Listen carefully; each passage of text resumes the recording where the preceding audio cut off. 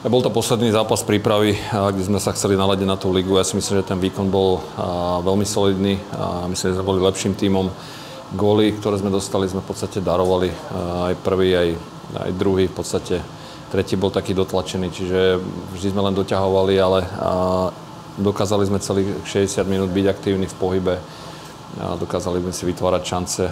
Bohužiaľ na druhej strane bol tiež takisto dobrý brankár, ktorý tým Zvolena podržal.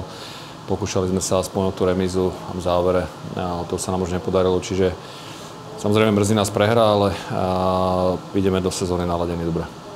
Podobá sa veľmi, samozrejme, nechceli sme to už veľmi meniť, dnes sme ešte vyskúšali Sisáka na krydle, celú prípravu hral na centri a hral veľmi dobre, čiže tam ešte sa budeme rozhodovať, možno nejaké posuny prídu, ale v podstate nejaké dvojice aj obranné, aj útočné máme dané.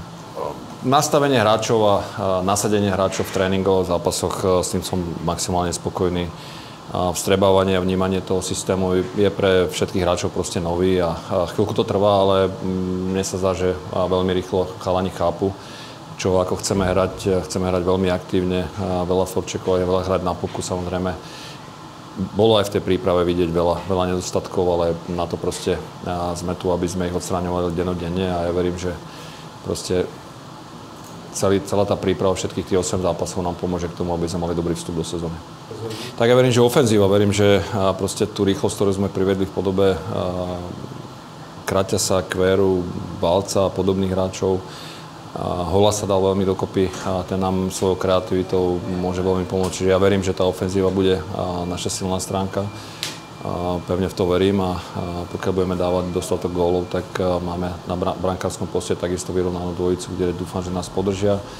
Beci takisto musia ešte viacej strieľať. Defenzívne je to OK, ale musíme byť aj od modrej čiary veľmi nebezpeční. Ďakujem za rozhovor.